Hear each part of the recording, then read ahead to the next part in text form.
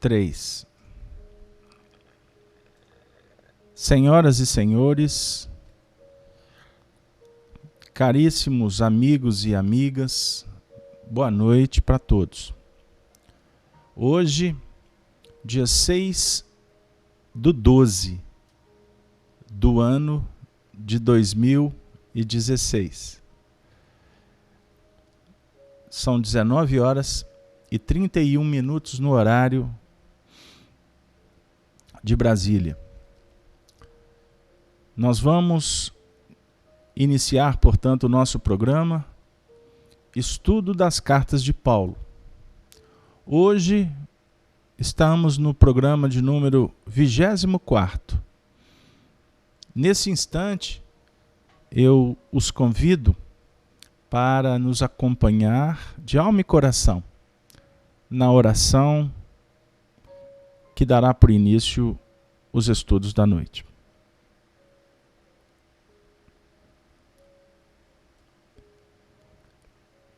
Deus, nosso Pai, Senhor da vida, nesse momento, agradecemos, Senhor, pela oportunidade da vida, pelo dia que se desenvolveu, prodigalizando para nós oportunidades. Senhor, a família, os amigos, o trabalho, a tarefa, quantas bênçãos Tu nos ofertas. Suplicamos, Senhor, as Tuas bênçãos que favoreçam o despertar do nosso ser para a grande caminhada que nos aguarda, na direção de um porvir vitorioso, se aprendermos a seguir as indicativas que são reveladas pelo alto, aproveitando as oportunidades, admirando, assimilando os exemplos. E acima de tudo, Senhor, abraçando o trabalho como a oportunidade da nossa redenção. Nesse momento, Senhor, de tanto confusionismo, de dificuldades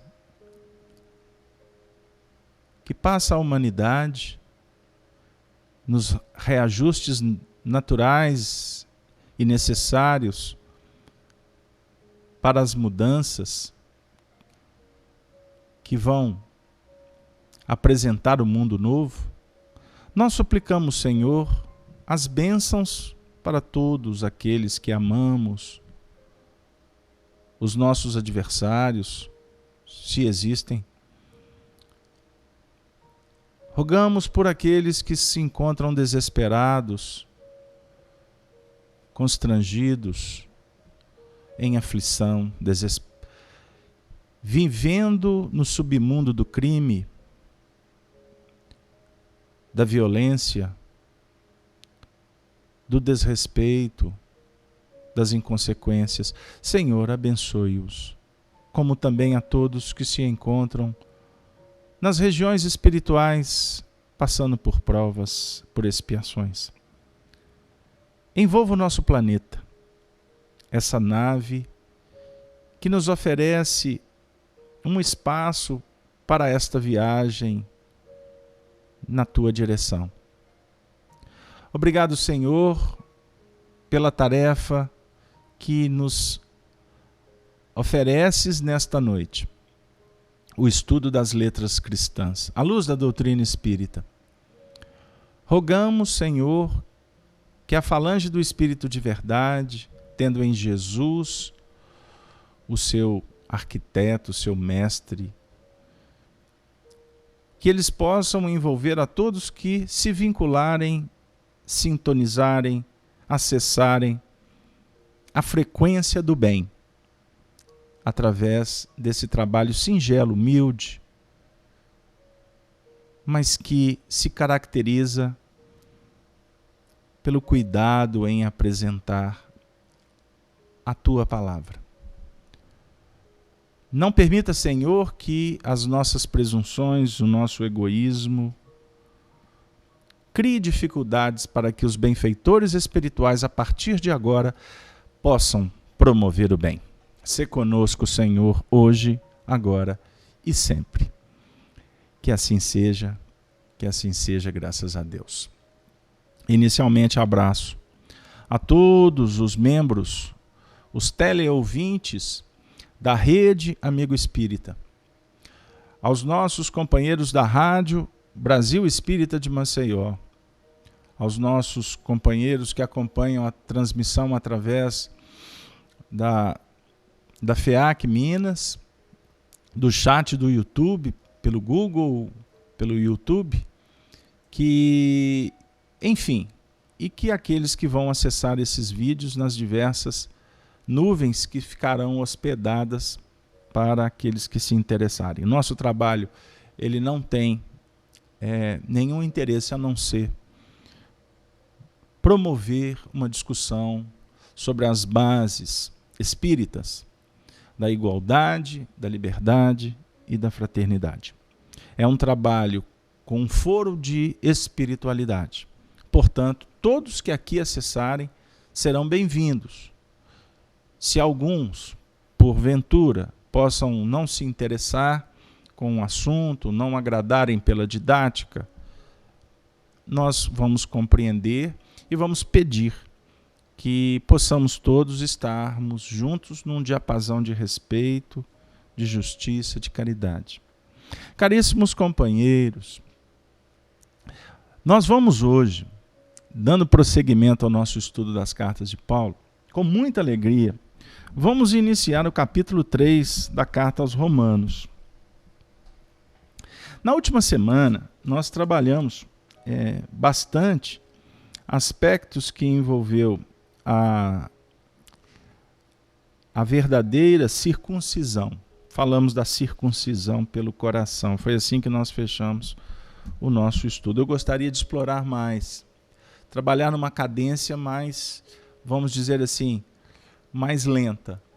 Mas nós temos um desafio, nós temos que atingir alguns pontos que possam, na realidade, suscitar, inspirar para que vocês, cada um, possam continuar o estudo em nível individual, como também nós estimulamos para que sejam implantados grupos de estudos, seja na sua casa, na sua comunidade, na casa espírita.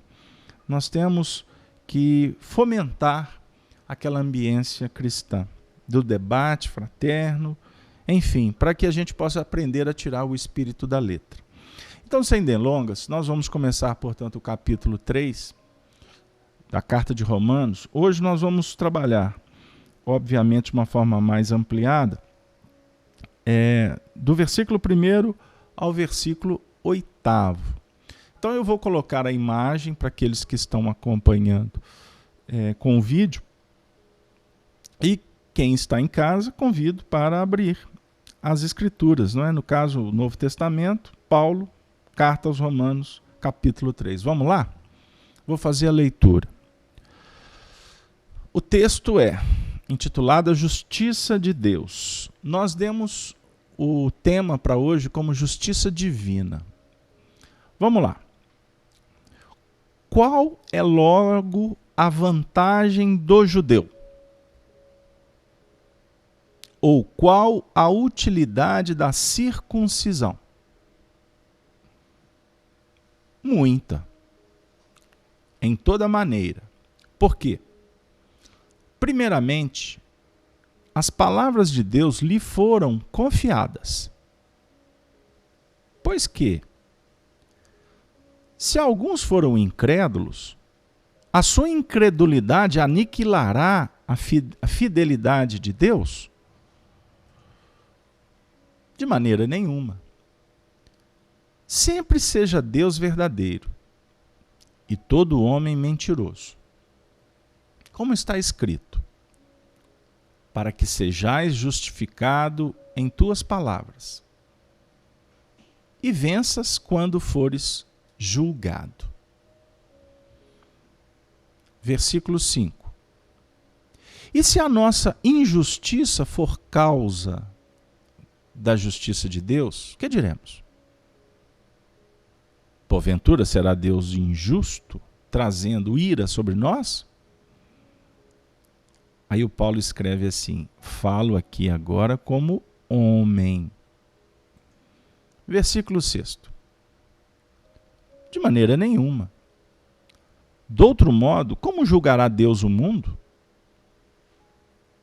Mas, se pela minha mentira abundou mais a verdade de Deus, para a sua glória, ou para a glória sua, desculpe, por que sou eu ainda julgado também como pecador? 8. E por que não dizemos, abre parêntese, como somos blasfemados, e como alguns dizem que dizemos, façamos males, para que venham bens? A condenação é justa. Olha que interessante o texto. Nós trabalhamos, portanto, foram 2 semanas com estes aspectos da circuncisão. Então vamos fazer vamos relembrar alguns aspectos. A circuncisão como um selo, como uma marca, como aquele pacto que a sociedade, o indivíduo, estabelece para com Deus, a definir a sua fé e o seu compromisso por estudar e viver os princípios que norteiam a doutrina da elevação espiritual. No contexto histórico, os judeus. No contexto da carta, vale lembrarmos que ela foi escrita para os cristãos que viviam em Roma. Cristãos que viviam em Roma, que tínhamos aqueles que eram judeus e aqueles que eram convertidos, no caso, ao cristianismo, e aqueles que eram os gentios, os pagãos, que se converteram também à mensagem do cristianismo. Então, nós trabalhamos aqui aspectos históricos, que definiam, inclusive, uma grande discussão. O Paulo foi aquele que liderou o movimento de bater de frente contra a circuncisão. A circuncisão no sentido do corte que era feito na região do pênis, que era uma prática judaica. Não é? Mas ele acabou cedendo quando ele entendeu que era necessário aqueles ajustes no tempo. Era uma maneira política de tentar, vamos dizer assim, trabalhar com uma tolerância que favorecesse o trabalho, embora ele discordasse. Lembram que nós encerramos o último estudo falando da circuncisão que valia a circuncisão do coração, o que eu acabei citando aqui no início. Versículo 29. Mas é judeu o que o é no interior, e circuncisão a que é do coração, no espírito, não na letra, ou seja, não na forma, cujo louvor não provém dos homens, mas de Deus. Ou seja, é a relação que se estabelece ao nível interior entre o espírito e o próprio Criador. A religião pura e imaculada, certa feita escreveu Tiago e está na sua epístola. A religião pura e imaculada é a religião da prática, é a religião de visitar os enfermos, é cuidar dos anciões, dos velhos, das viúvas, né? Dos órfãos. Esta que é a religião. É quando Kardec, por exemplo, explica, desenvolve a temática da caridade, dos 3 pilares da caridade, como benevolência, como indulgência e como perdão. Para promovermos dentro da benevolência, trabalharmos a beneficência. Portanto, Jesus nos apresenta o reino de Deus como estado de alma. O reino de Deus é a presença do Criador dentro do nosso coração. Não é? Então, é muito interessante a gente observar os convites que o mundo espiritual promove para cada indivíduo, para todas as pessoas. Trabalhar o sentimento, desenvolver a intelectualidade, a razão.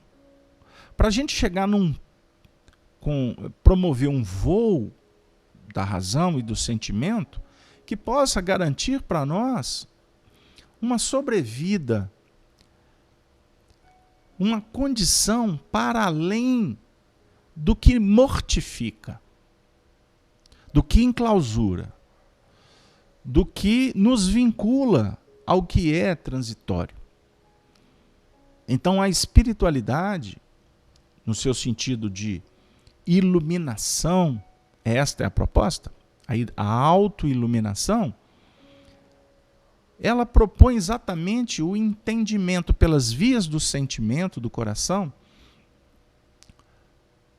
o que remonta aos nossos projetos de vida, a nossa grande destinação: amor, produção, fé, alimento espiritual. Então o tema de hoje, ele é muito interessante, porque ele vem falar da justiça de Deus. E vamos voltar para a letra, para a gente ficar assim, cumprirmos o programa dos versículos e a gente poder ir aprofundando à medida em que o próprio texto favoreça e as intuições, a presença espiritual que está envolvendo a todos vocês e a nós que estamos aqui como facilitadores, possamos construir algo de importante nessa noite. Então, no primeiro versículo, vamos voltar ao texto. Vai dizer qual é logo a vantagem do judeu, ou qual a utilidade da circuncisão. Aí o Paulo diz, muita, em toda maneira, porque primeiramente as palavras de Deus lhe foram confiadas. Então um judeu, simbolicamente falando, né, historicamente, nós não podemos abrir mão agora, o judeu foi aquele povo que veio para a terra para trazer um projeto bem específico, chamado fraternidade. Ponto. Os judeus trouxeram para nós a fundamentação do direito, a constituição da família. E por isso que efetivamente se caracterizaram os judeus como aqueles que lutaram por eles mesmos, pela sua raça, pelo seu culto. Por quê? Toda a estruturação social, religiosa, que foi oferecida por esse povo, por milhões de espíritos que encarnaram no planeta, contribuíram de uma forma muito especial para que a gente pudesse chegar numa condição hoje de estudar a unidade divina. Deus único, Criador do universo. Agora, os princípios norteadores da justiça humana, porque eles ofereceram para nós os 10 mandamentos como um código moral, ético, que favorece o seu estabelecimento na terra e no coração, as bases, vamos dizer assim, o alicerce para um grande edifício, que é efetivamente projetar o espírito para o entendimento da lei universal, do amor. Por isso é que Allan Kardec nos alerta sobre a importância de estudarmos as Escrituras. Ele abordou esse assunto no Livro dos Médiuns, ele abordou esse assunto na Revista Espírita, ele abordou esse assunto na introdução do livro A Gênese. É necessário estudar as Escrituras, porque hoje nós temos uma chave, que é a doutrina espírita. Porque sem o entendimento da mediunidade, da relação com os espíritos, da encarnação, da desencarnação, do plano espiritual, da influência dos espíritos na natureza, do livre-arbítrio, da lei de causa e efeito, Deus, o Criador, Jesus, o nosso Mestre, sem estudar o perispírito, nós não teremos elementos suficientes para entrar nas Escrituras, como nós estamos fazendo agora, na atualidade. Nós entendemos a história do movimento espírita no século XIX, no século XX, como 200 anos de um grande aparelhamento para que a gente pudesse chegar nesse momento, daqui para frente, e mergulhar com profundidade na revivescência dos ensinos que foram legados pelos profetas, pelos reveladores, tendo Jesus o seu coordenador principal. Então, quando ele fala assim, qual é logo a vantagem do judeu? Qual a utilidade da circuncisão, da fé, do tratado? Aí ele diz, muita. Porque os judeus, historicamente, portanto, trouxeram os fundamentos das bases, né? Eles argamassaram um projeto para que, posteriormente, Jesus viesse à Terra para viver o que foi fundamentado anteriormente. Então, simbolicamente, eu quero dizer o seguinte, que nós podemos interpretar, e a interpretação não é fechada, vocês sabem disso, mas nesse contexto nós podemos interpretar o judeu, a lei, a circuncisão como um carimbo, como a base para compreendermos Jesus e o seu evangelho. Por isso é que Jesus é fruto, ele é fruto, historicamente falando. Não estou invertendo os valores espirituais, porque o valor dele é soberano. E os judeus, a raça hebraica, encarnou no planeta Terra para terem na sua individualidade, ter a raça na sua completude, uma oportunidade de, pela sua experiência, espíritos experimentados nas lideranças e no conhecimento filosófico da espiritualidade, mas face às rebeldias, à acomodação, à irreverência, ao egoísmo, às paixões, esses espíritos se complicaram num contexto anterior ao que nós estamos remontando aqui como história terráquea, vindo lá do cocheiro, lá de Capela, ou seja, de outras circunstâncias, mas eles vieram para trazer uma proposta, para auxiliar os gentios, os espíritos que não tinham experiências, espíritos novos, irmãos mais novos. Eles viessem e para trazer a mensagem que iria ser o direcionador da evolução do orbe terreno. Então, as raízes do judaísmo não estão em Abraão. As raízes estão fincadas no terreno, no solo de onde eles vieram. Se nós estamos nos referindo à capela, a raiz da árvore está em capela. É óbvio que se a gente viajar para a capela, nós vamos perguntar, as raízes estão aqui do povo hebreu? Aí você diz, não, estão lá em Sírios. Aí se você for em Sírios, aí a gente vai observando que o projeto é muito mais amplo do que nós podemos obter informações. Mas o que importa para nós, para não fugir, é fundamental. É fundamental essa escola judaica. Repito, não é escola para se estudar a língua hebraica, para entrar na cultura hebraica. Não.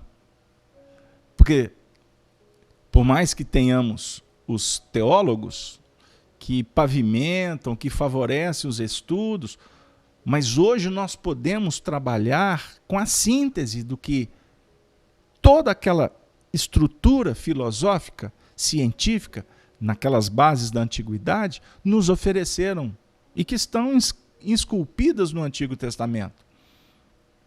Não sei se deu lá. Nós temos, então, em síntese, os 10 mandamentos. O que Jesus quer dizer? Agora vamos tentar aprofundar um pouco. Que as bases para se compreender o Evangelho, a propostas que é a essencialidade do amor, essa proposta precisa de um mergulho estrutural, filosófico, nestes princípios que estão aonde? Lá na Torá? Nos grandes livros? Ou nós podemos agora dizer que estão os princípios esculpidos, registrados, gravados na intimidade, no nosso psiquismo. Tal a lei e os profetas. Então há uma grande utilidade. Estarmos, vamos dizer assim, marcados, compromissados com a justiça divina. Hoje, nós estávamos aqui passeando na codificação. Que passeio maravilhoso. E para a gente chegar nesse ponto de falar da lei que está esculpida na nossa intimidade, nós reservamos aqui uma breve leitura, porque é necessário a gente entender um pouco, ou refletir um pouco mais sobre justiça. Lei, justiça, direito. E como nós acabamos de afirmar que elas estão esculpidas na nossa intimidade, a gente cita bastante, por exemplo, a questão 621 do Livro dos Espíritos. Aonde está escrita a lei de Deus? Na consciência. Ok. Mas e a questão, já que é lei, a questão da justiça? Na realidade, qual o conceito que a gente pode dar de justiça? Kardec formulou essa pergunta aos Espíritos. Como se pode definir a justiça? Questão 875 da Lei de Justiça, de Amor e de Caridade. Os Espíritos assim responderam. A justiça, olha que interessante. A justiça consiste no respeito aos direitos de cada um. Aí na questão 875, ele volta à pergunta. O que é que determina esses direitos? Já que a justiça consiste no respeito ao direito de cada um, o que determina esses direitos? Olha a resposta dos Espíritos. Olha que extraordinário. 2 coisas. A lei humana e a lei natural. Tendo os homens elaborado leis apropriadas aos seus costumes e ao seu caráter, elas estabeleceram direitos que variam conforme o progresso das luzes. Vede se as vossas leis de hoje, embora imperfeitas, consagram os mesmos direitos que as da Idade Média. Entretanto, esses direitos antiquados, que agora vos parecem monstruosos, pareciam justos e naturais naquela época. Nem sempre, portanto, o direito instituído pelos homens é conforme à justiça. Aliás, ele regula apenas algumas relações sociais, enquanto na vida privada há uma infinidade de atos que competem exclusivamente ao tribunal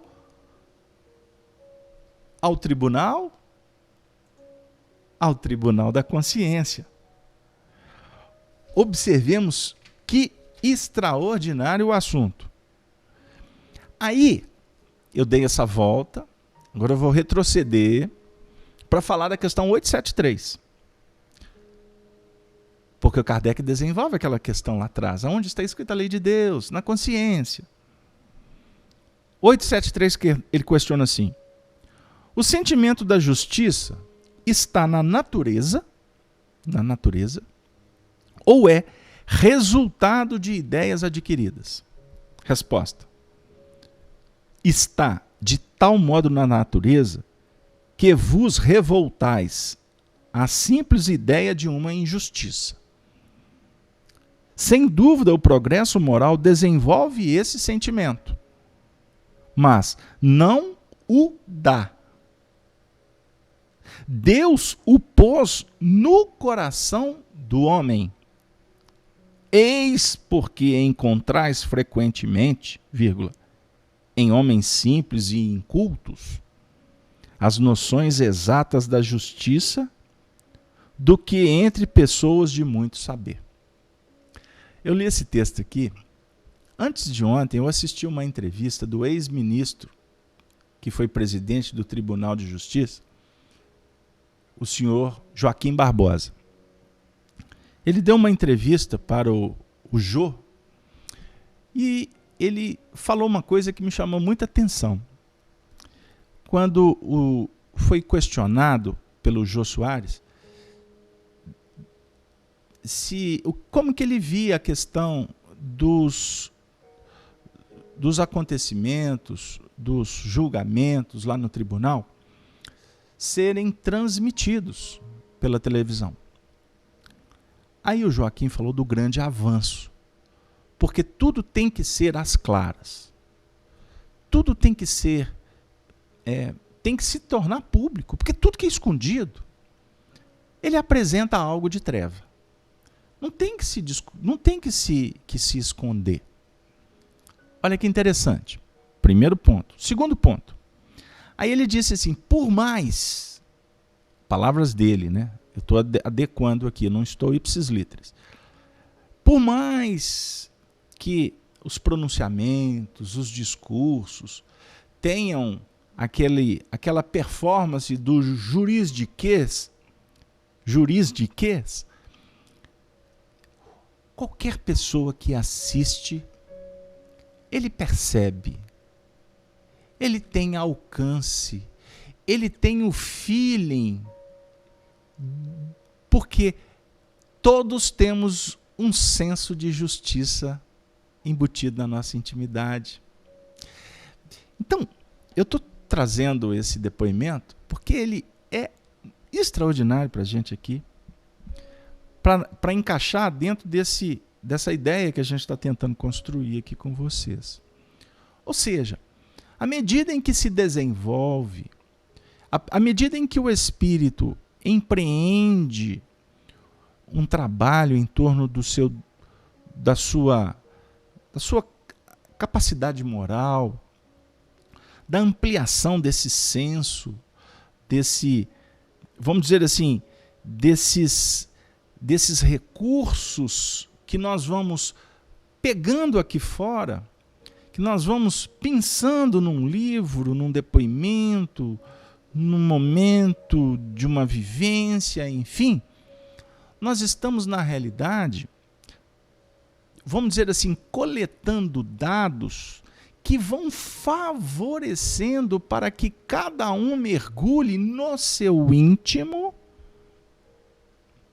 e busque as verdadeiras preciosidades que o Espírito traz esculpido na sua intimidade. Então o texto, a resposta dos Espíritos transcende demais. Nós poderíamos ficar só naquela resposta, estudando-a. Porque eles estão falando ali para nós que Deus dá. Deus põe no nosso coração, como se fosse algo que viesse de fora. Mas o Espírito, quando criado, ele já na sua fagulha, na sua expressão mais íntima, já traz a legitimidade da lei, do amor. É como se fosse um chip, um código genético que o Espírito possui, que marca, que está registrado ali a verdadeira circuncisão. A circuncisão estabelecida como uma prática religiosa, mas eu quero dizer, para definir, para registrar que ali existe um Filho de Deus mesmo, e que vai seguir os mandamentos. A circuncisão do coração aqui é exatamente esta fagulha, essa semente que todos os Espíritos possuem, que caracteriza a sua filiação divina.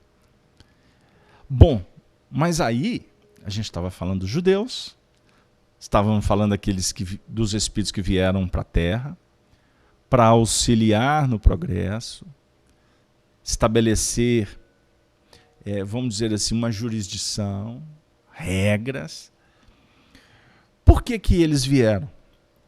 Porque eles tinham conspurcado, como judeus, eles adulteraram os princípios que eles já compreendiam, eles já sabiam, mas eles preferiram se rebelar contra Deus. Então, a doutrina da queda do paraíso, ela na realidade, ela é uma metáfora que define, que estabelece para nós exatamente um fato acontecido, um registro histórico de um grande agrupamento que saiu de um mundo melhor e decaiu, ou seja, vieram para um processo reencarnatório no planeta Terra sobre bases de uma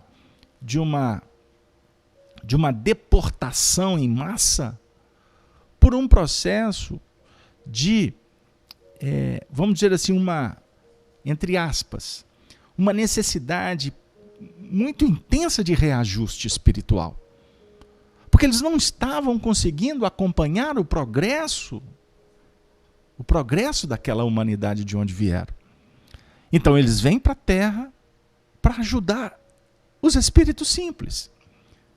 E por isso eles foram estabelecendo, eles foram implementando tecnologia, eles foram trazendo ciência, trouxeram fundamentos de religião, ensinaram como fazer os utensílios, as ferramentas.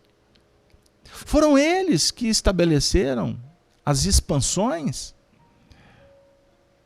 as batalhas. Os guerreiros, vocês acham que eram espíritos aqui? Simples. Por que eles se destacavam como verdadeiros mitos, como verdadeiros deuses? Porque eles, do nada, tiravam uma ideia que estava muito à frente daqueles que eram os liderados.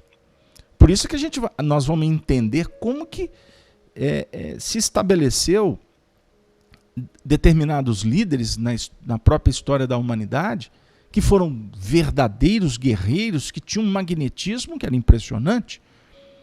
Eles traziam consigo milhares, legiões, milhões de homens que os seguiam, determinados a seguirem as suas ordens.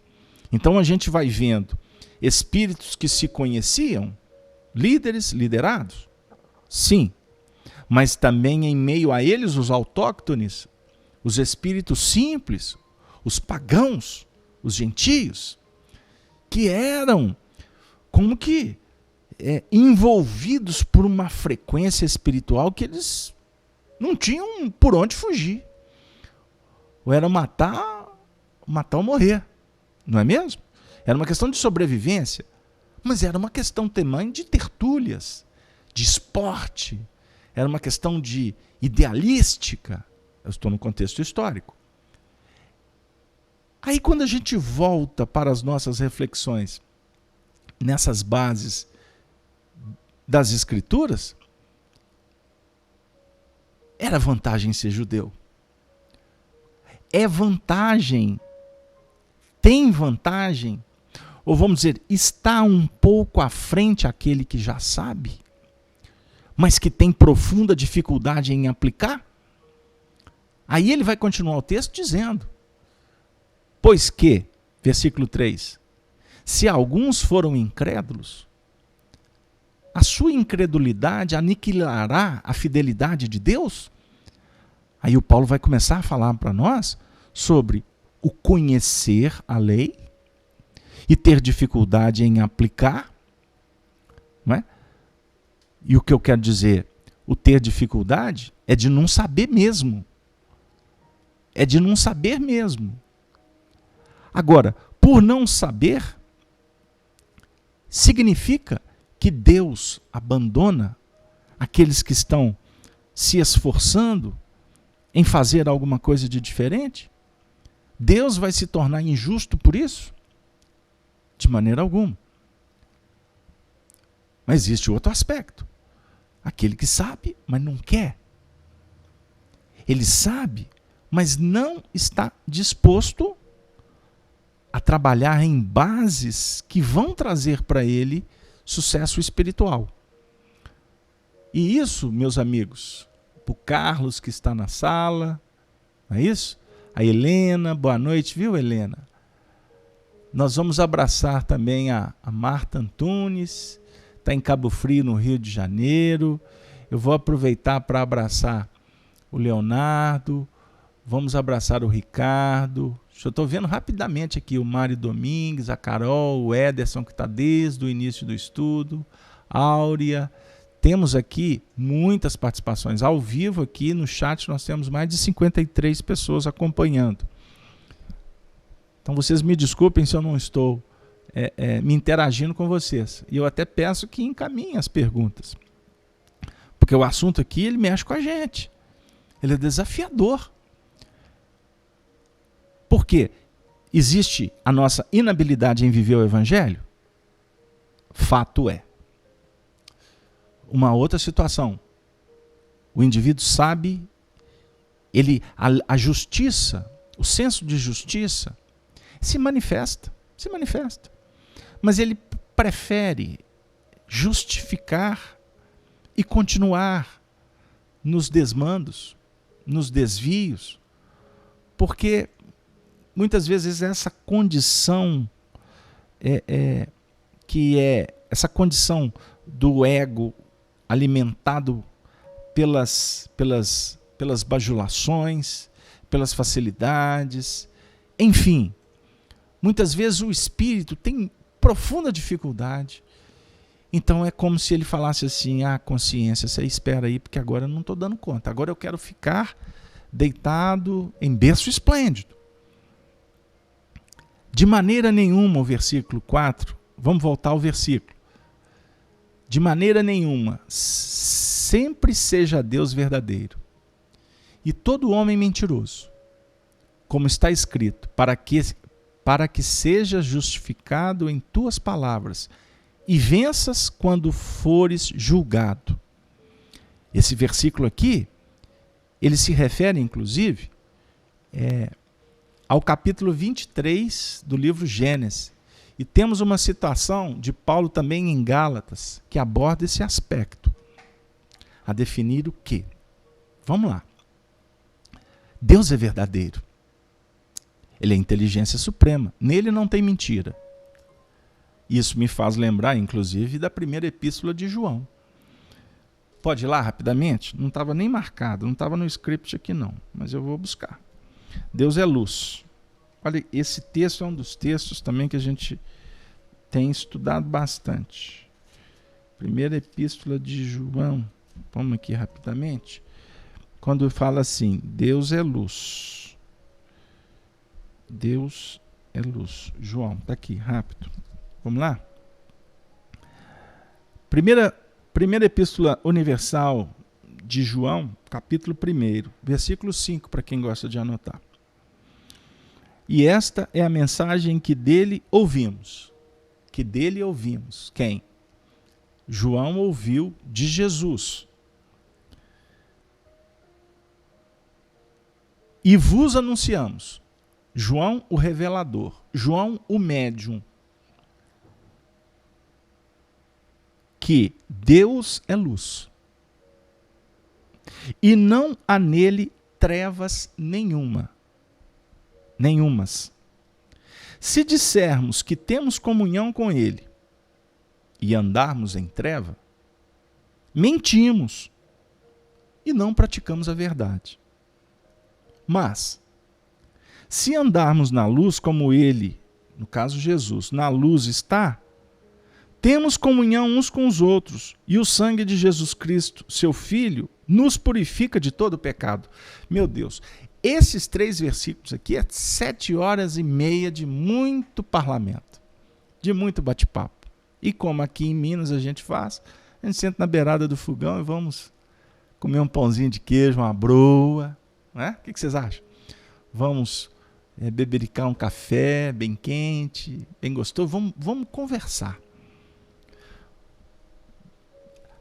Está exatamente clarificando para nós essa citação de que maneira nenhuma sempre seja Deus verdadeiro. É luz. E todo homem mentiroso, como está escrito, para que sejais justificado em tuas palavras e venças quando fores julgado. A definir o seguinte, ele é luz, ele é verdade. Nós temos que ser justificados pelas palavras. O que é a palavra? A palavra é a espada divina. A palavra é um instrumento que é utilizado pela alma. Então a espada reflete nos seus 2 gumes, nos 2 fios, o trabalho de penetração e o trabalho de recolhimento. A semeadura e a colheita. As 2 faces. A verdade e a mentira. A definir o seguinte, que a verdade hoje, olha o que eu vou dizer, não se assustem. A verdade de hoje é mentira amanhã. Por isso é que é uma grande perda de tempo ficar brigando pela verdade. No seu sentido exterior. Tem muita gente perdendo oportunidade, perdendo amigo, criando fissuras, precipícios, porque está defendendo ponto de vista. E quando a gente defende ponto de vista, geralmente a tendência nossa pela vaidade, pela arrogância e pela inabilidade, nós nos enveredamos por caminhos que se caracterizam por rompimentos, intolerância. E tudo isso nos traz um profundo desconforto íntimo, seja no momento do embate, quanto na repercussão que teremos depois do embate. Dor de cabeça, não é? Angústias, queda energética, para não dizer depois da desencarnação, que vai ser apenas consequência. Nós vamos lidar com a verdade no seu sentido amplo. No seu sentido amplo. Eu atendi uma entidade espiritual na nossa atividade mediúnica, de enfermagem espiritual na nossa casa, e eu fiquei extremamente sensibilizado, porque quando encarnado nós o conhecemos. Esse espírito foi um profundo discutidor, E nas suas discussões, ele incrementou, ele apimentou muitos debates com alguns pontos de vista pessoal que ficou como se fosse verdades doutrinárias. E muita gente acreditou nisso. E quando ele desencarnou, ele se complicou tanto nessa área discursiva que ele se desequilibrou psiquicamente, embora aqui na Terra apresentasse, fosse reconhecido como uma pseudo-autoridade. E como esse companheiro sofreu? E até que um determinado momento, depois de muitas atividades de acolhimento, de consolo, de carinho, não é? De colo, de mãe, de sensibilidade, de flores, de presentes, de aquietação. Depois de muito tempo, ele se apresentou dizendo: meu filho, quanto tempo eu perdi? Quantas batalhas eu venci para hoje me sentir um grande derrotado? Aí ele me trouxe um ponto que eu divido com vocês. Ele falou assim: não perca a oportunidade de abraçar, de acolher, de encantar, de poetizar, de abrandar, de orientar, de acalmar, não é? De abençoar. Não perca. Porque em nome dos meus ideais eu me afastei daqueles mais caros corações que verdadeiramente me amavam. E eu enveredei pelo cipoal de um idealismo frenético. E eu esqueci de que a história, entre os homens, a história tem o seu tempo. Enquanto o tempo dos homens é diferente do tempo da história. E muitas vezes, o trem da história acaba partindo e a gente fica como aquele que perdeu o trem da vida. E aqui em Minas a gente costuma chamar tudo de trem. E esse assunto é um trem danado, que nos deixa muitas vezes confusos.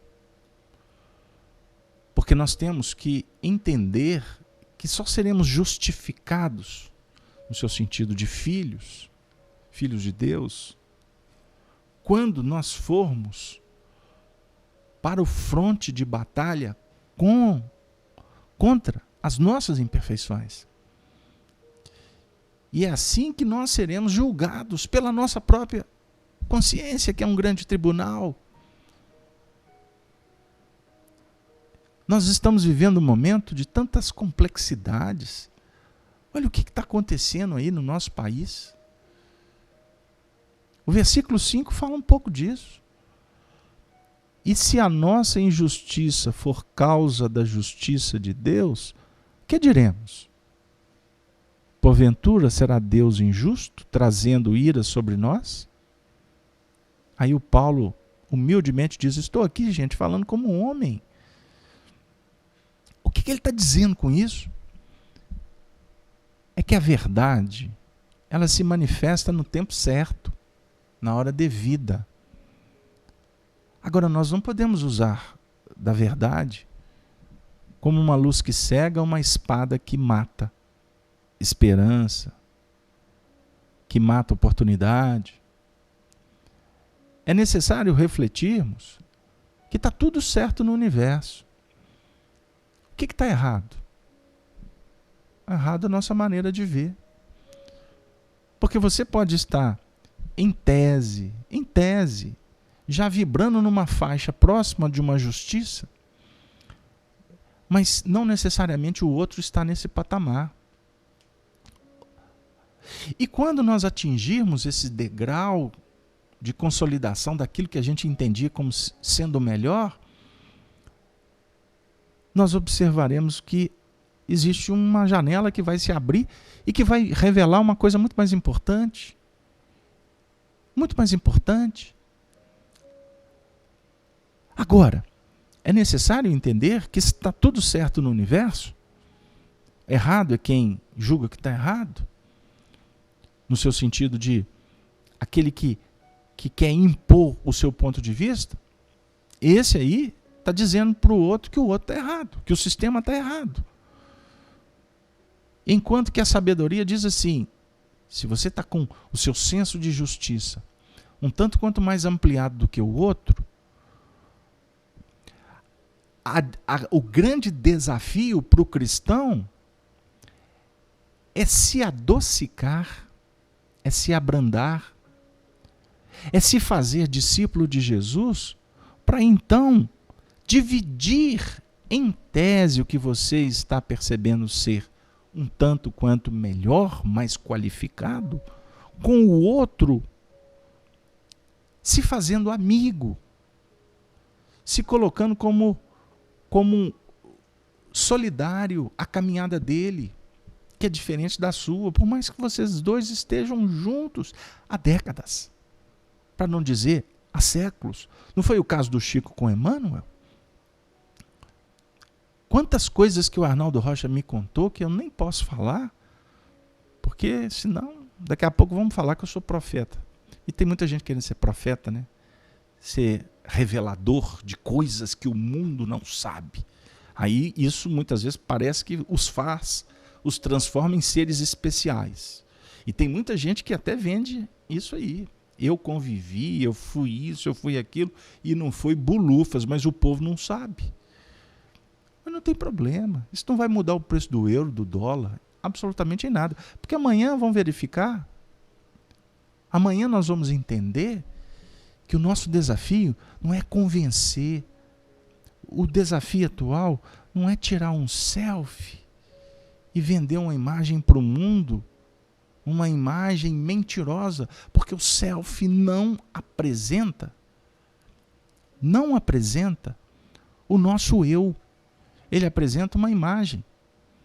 Pode até estar se referindo ao selfie, né? No seu sentido, das expressões que não foram ainda aquinhoadas, assimiladas, implementadas. Deu aí? Então é uma grande bobagem. Agora, por que acontecem os atropelos, as quedas? Por que as incongruências? Por que os escândalos? Os escândalos são necessários. Os escândalos são necessários. Ou seja, o indivíduo tropeça. Ninguém tropeça para cair, como diz Paulo de Tarso. Ele fala isso um pouco à frente aqui, nas epístolas aos Romanos, quando ele inclusive vai falar dos capelinos, dos judeus, que a gente vai ter a oportunidade de bater muito nessa parte aí, porque o Paulo foi quem falou da raça judaica vinda de Capela, com muita clareza. Precisou dos espíritos revelarem, através de Kardec e de outros ceareiros que trouxeram mais informações dignas, fidedignas, limpas, com lisura, com moral, porque não adianta o espírito falar, trazer uma coisa extraordinária, se ele não tem cabedal moral para você dar crédito. Eu prefiro dar crédito ao moral do que ao que foi revelado. Agora, se foi revelado também eu presto atenção. Eu presto atenção para ver se lá na frente vai bater, se vai ter lógica, se vai ter conexão. Então, é muito importante, é muito especial que a gente entenda que o tropeço gera a queda. E a queda de uns, como diz Paulo de Tarso, a queda de uns representa o soerguimento de outros. Agora, ninguém caiu para soerguer o outro. O indivíduo caiu e, por causa dessa queda, se aproveita. Olha o que nós começamos a falar da situação do nosso país. Nesse momento, nós estamos em 2016. Esse ano, o presidente saiu, foi retirado, o presidente nacional. Depois o presidente da Câmara também saiu. E agora não saiu, não. Porque ele foi, não foi. Ou não foi. Mas configurou, né, um mandato, né, um mandato que veio do Supremo Tribunal para o presidente do Senado sair. Então, os três poderes perderam. Perderam para eles mesmos. Por quê? Por que o indivíduo é convidado a sair? Porque ele fez alguma coisa de errado. O único que não fez nada de errado nesse planeta e que, em tese, foi retirado foi Jesus. Agora, todos os outros que foram depostos, todos que foram retirados, inclusive das encarnações, é porque estão sobre uma jurisdição do alto. Não tenha dúvida. Agora, quando nós somos desapropriados, quando nós somos convidados, desautorizados para sair de um contexto, existe uma razão. Agora, do lado, existe fotografias, câmeras, existe olhares, existe registros, e todos que estamos acompanhando os acontecimentos, na realidade, nós estamos tendo a oportunidade de ver um tropeço para aprender com o tropeço. Então, a gente observa que está acontecendo um movimento muito expressivo de mudanças consideráveis. Porque eu acho que há alguns anos atrás a gente costumava dizer que aqui no nosso país tudo acabava em pizza. Agora tudo está acabando nos tribunais. E depois dos tribunais, pode acabar na cadeia, no reformatório, pode acabar na desencarnação, pode acabar no seu sentido de etapas que se fecham, porque não acaba nunca. O bom aprendizado. Só que as lições vão tomando outros rumos. Você, no primeiro ano, vai estudar matemática, no segundo vai estudar matemática. Tomara que você estude matemática a vida toda. E eu fiquei sabendo hoje que o ensino nosso, os alunos, está complexo. Está complexo. A baixa qualidade dos nossos ensinos, né? Nas pesquisas que estão sendo feitas com adolescentes no âmbito da matemática. Então, a matemática é tudo na vida. Nós estamos aqui calculando, nós estamos vendo causa, estamos vendo efeitos, estamos vendo ciclos, cadência, ritmo. São equações simples, mas são equações elementares que se referem à evolução do psiquismo. Semeadura, colheita. Tudo que, se semeamos vento, vamos colher tempestade. Se semeamos amor, o amor nos respalda. Agora, diante do escândalo, observemos, sem especificar demais, sem se prender nos detalhes, que isso inclusive é a alertiva de Emmanuel. Porque quando nos prendemos demais no detalhe da treva, a ela nos vinculamos. A ela nos vinculamos. Não é verdade? Então, só para a gente entender, e se né, para a gente prosseguir, e se a nossa injustiça for causa da justiça de Deus, o que diremos? Porventura Deus será injusto? Trazendo ira sobre nós? O que o Emmanuel está falando? O que o Paulo está falando? De ira. Toda vez que a gente encontrar a palavra ira no Antigo e no Novo Testamento, entendamos não como castigo. A ira vai proporcionar castigo. Ou a ira como afetação de Deus, porque Deus não afeta, não fica afetado. Deus não é caprichoso, Deus não é vaidoso, Deus é espírito. Espírito numa dimensão, numa condição que Se a gente não consegue compreender Jesus, olha como seríamos pretensiosos de entrar nessa linha, de querer entender Deus. Então, só para a gente conseguir trabalhar aqui o próximo versículo, que o nosso tempo está caminhando.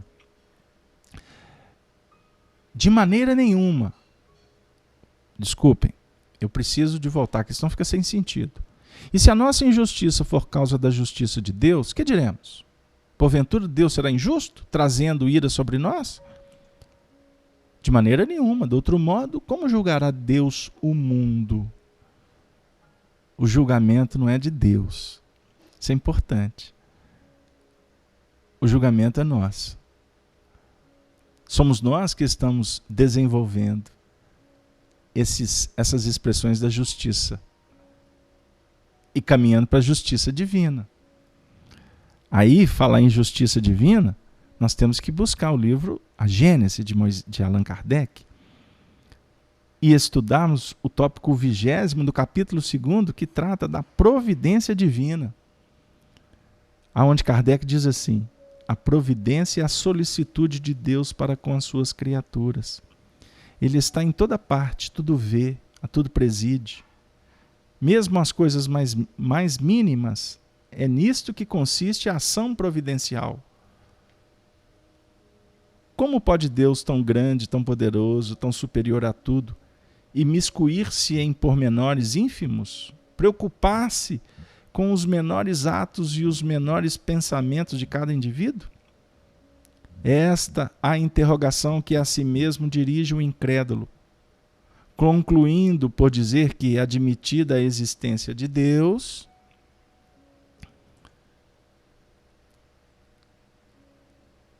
só se pode admitir quanto à sua ação, que ela se exerça sobre as leis gerais do universo, que este funcione de toda a eternidade em virtude destas leis, às quais toda criatura se acha submetida na esfera de suas atividades, sem que haja mister a intervenção incessante da providência.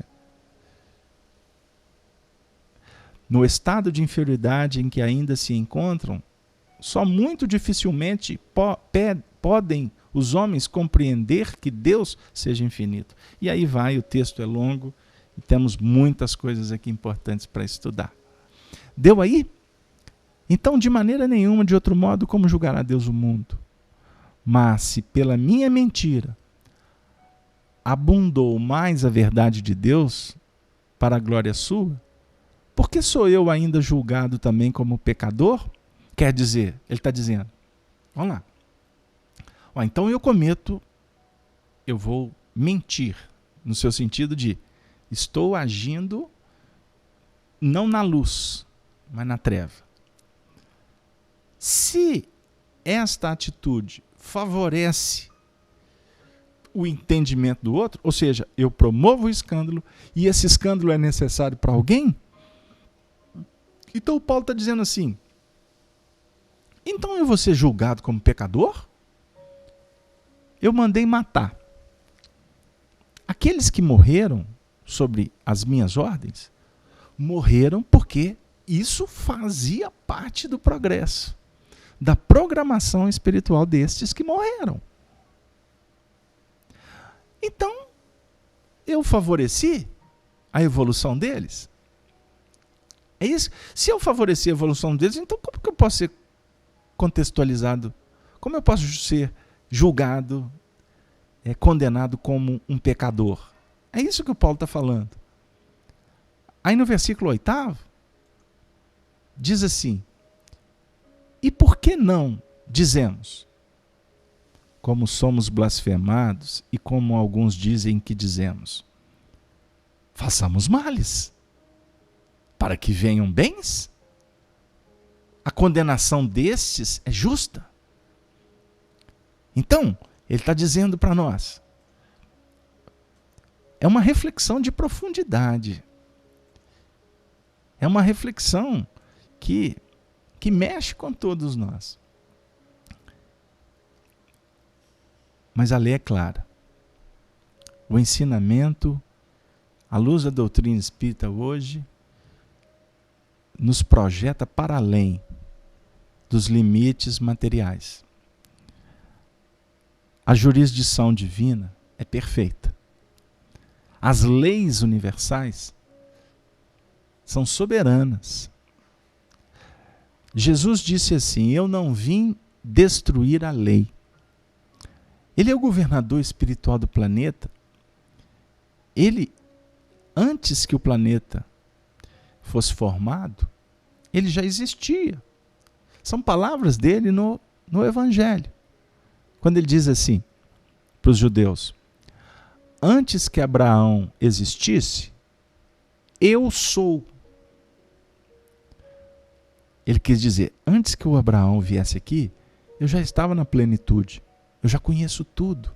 Fui eu que gerenciei. Fui eu que organizei. No seu sentido do eu indivíduo, no sentido de amplitude, de organização, de planejamento. Ele estava falando em bases ortodoxas, ele estava falando num campo fechado, ele estava querendo que houvesse idolatria. Não. Ele estava falando de outra coisa. Ele estava falando que para nós, antes que a personalidade fosse fundamentada, o princípio espiritual já existia. As nossas personas, as nossas conquistas, os nossos vícios, as nossas virtudes, elas na realidade representam o fruto da nossa elaboração mental, do nosso investimento espiritual. Nós lidamos com o que o Pai disponibiliza. Nós lidamos com os recursos da natureza. E vamos aprendendo, operacionalizando com estas ferramentas, com estas matérias-primas, com o convívio, com as reencarnações, com as desencarnações, com as relações nossas com os espíritos através da mediunidade ostensiva ou sutil. Nesse momento, todos que permanecem conosco desde o início e outros que chegaram depois, eu quero dizer para vocês, nós estamos chegando no final do trabalho. Para mim, passou numa velocidade incrível. Porque nós estamos aqui saindo fora do corpo. Olha o que eu vou dizer. Nós estamos aqui favorecendo para que o nosso psiquismo se liberte, para que a nossa sensibilidade se aguce. Eu estou trabalhando de uma forma abstraída, eu estou trabalhando de uma forma sutil, eu estou convidando a todos para uma viagem espiritual, essencial. Tudo isso nos coloca para além do tempo. Nós estamos fora do circuito temporal, já entrando num domínio que se chama espírito. Aí quando eu faço a prece, abro os olhos, terminou o estudo, ufa, acabou. Aí eu vou desligar o computador, eu vou levantar, vou fazer qualquer coisa dentro de casa, aí eu vou relacionar, vou conversar, vou telefonar, vou mexer no WhatsApp, no Facebook. Aí eu voltei para a Terra. Aí de repente alguém vai e grita comigo.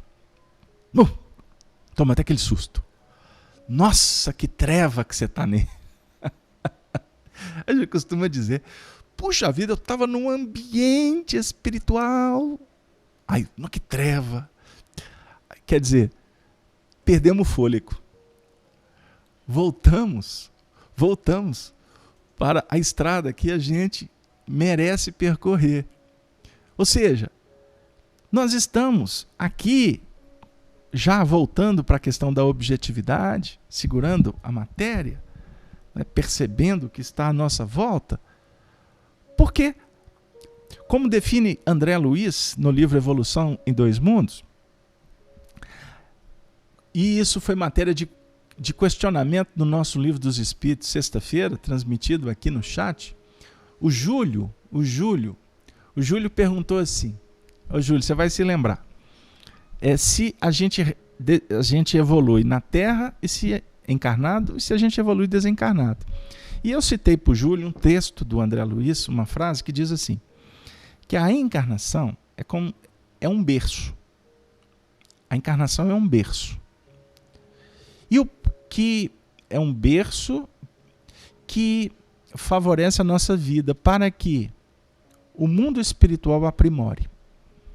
A definir é o seguinte, que a encarnação é um grande berço. A encarnação é o grande trabalho que nós vamos implementar. Só que quando termina o período da reencarnação, a gente volta para o mundo espiritual para aprimorar o quê? Os conceitos, para rever notícias, rever corações, estabelecer princípios, emoções que favoreçam, que nos estimulem para voltar. Porque nós vamos precisar do berço de novo. Nós vamos precisar da lida, nós vamos precisar do convívio, para que gradativamente a nossa vida ela não represente para nós um paradoxo. Um paradoxo. A parte espiritual e a parte humana. Existindo uma grande ruptura, existindo um grande hiato, um buraco muito profundo entre as duas. Não é assim que funciona. A parte espiritual é aqui agora. É quando você estiver mexendo com as suas coisas, conversando, tocando a matéria. Descubra a espiritualidade. Sinta a presença dos amigos espirituais. Sinta a natureza. Sinta a você mesmo. Perceba os teus sentimentos, as tuas emoções. Encare face a face os teus limites, sem vergonha de olhar para eles. Aceite você como você é. Você, membro daquela família, daquela comunidade, com a conjunção da sua vida, com os valores monetários, econômicos, sociais que caracterizam a sua trajetória, você não tem que ter vergonha dessa essência espiritual que é você. Você é luz. É raio, estrela e luar. Manhã de sol. Aí, como diz o poeta, meu iaiá, meu ioiô. Não é? Vocês estão lembrados dessa música da década de 80? É só para brincar um pouco, trazer uma estrofe para definir o seguinte: todos nós somos iaiá, somos ioiô. A nossa vida é um ioiô. Os antigos aí vão lembrar do ioiô, né? O ioiô que a gente jogava, tinha cordinha, voltava. Na minha infância eu ficava com ioiô, tinha campeonato de ioiô. O ioiô você lança, depois ele volta. É assim que funciona o psiquismo. Você projeta, depois você volta. Você fala, depois você ouve. Você fertiliza, depois você é concebido. Você acalenta e depois você gesta. Você poetiza, mas depois você dramatiza. Você canta, mas depois você vai recolher os encantos, os desencantos. Nós vamos lidando com a vida o tempo todo nesse grande balé, numa grande jornada em que somos convidados a aprender a viver com sabedoria, com prudência, com simplicidade, com amizade, sempre nos recordando da fraternidade. Seja cordial, seja educado, pense no outro como alguém que precisa do que você precisa. Você não tinha vontade de ser bem tratado? Trate bem. Você tinha vontade que as pessoas falassem com educação com você? Seja educado. Você é amante da justiça? Haja com justiça. Qual que é a justiça? Qual que é o código de justiça para nós? Jesus nos apresentou. Faça ao outro o que gostaria que o outro te fizesse. É isso aí. Faça ao outro o que gostaria que o outro te fizesse. E não tenho dúvida de que a vida vai trazer muitas respostas importantes. A você que nesse momento me ouve do hospital, que se encontra sensibilizado com a dor, temeroso. A você que nesse momento vive conflitos, teme o amanhã. A você que está sem um recurso. A você que vive um abandono. A você que está fragilizado e não sabe o que fazer. Vamos nesse momento elevar o nosso pensamento e lembrar de Jesus, quando nos disse que não nos deixaria órfãos jamais, que Ele estaria conosco até o fim. Ele envia os seus mensageiros, espíritos amigos benfeitores, que nesse momento acalentam, sustentam, inspiram, alicerçam os nossos sonhos. Eles estão conosco. Os amigos espirituais não cobram santidade, mas eles contam com o nosso compromisso com a veracidade, com a nossa responsabilidade, com o nosso desejo de melhorar para progredir, com esse intuito de mudar a mente, estudando, lendo, mas também saindo para cuidar daqueles que estão numa situação parecida com a nossa, ou pior. Vamos pensar nisso. Ocupe sua mente para que não haja vazios. Seja solidário, para que a solidariedade respalde o teu caminhar. E por mais que te sintas só, lembre-se de Deus, o Todo Misericordioso, que te oferece o ar para respirar, o remédio para te acalmar, o leite para te sustentar, o pão para que possas se alimentar e dividir com aqueles que estão a caminho. Mas Ele também te dá o cobertor, Ele te dá o leito, Ele te dá a mão amiga, Ele te dá a psicografia, Ele te dá o livro, Ele te dá o médico, Ele te dá o sol, que o representa, aquecendo a sua alma, esquentando o teu caminho, clarificando a tua vida.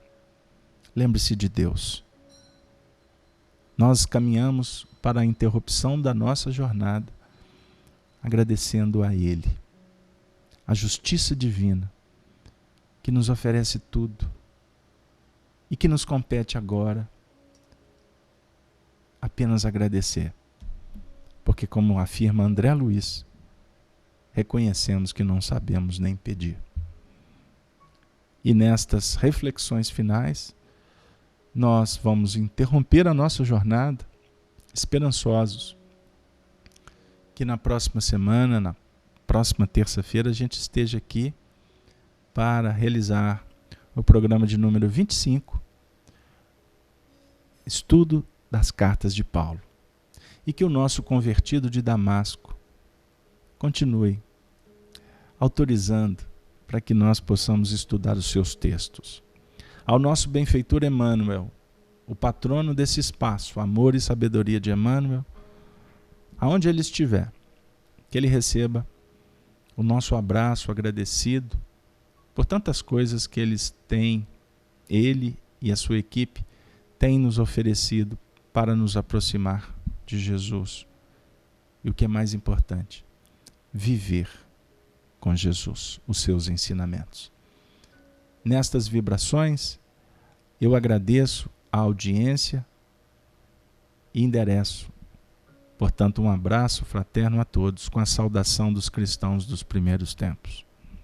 Ave, ave, ave Cristo. Valeu.